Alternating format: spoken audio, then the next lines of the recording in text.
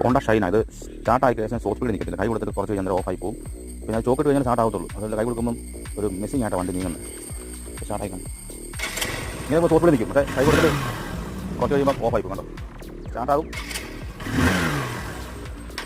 ഇങ്ങനെ കുഴപ്പം ഷൈൻ ഉപയോഗിക്കുന്ന ഒരുപാട് കംപ്ലൈൻറ്റ് വരുന്നുണ്ടെങ്കിൽ ഒന്ന് കമൻറ്റ് ചെയ്യാം കേട്ടോ. കംപ്ലൈൻറ്റ് നിങ്ങൾക്ക് വരുന്നുണ്ടോ.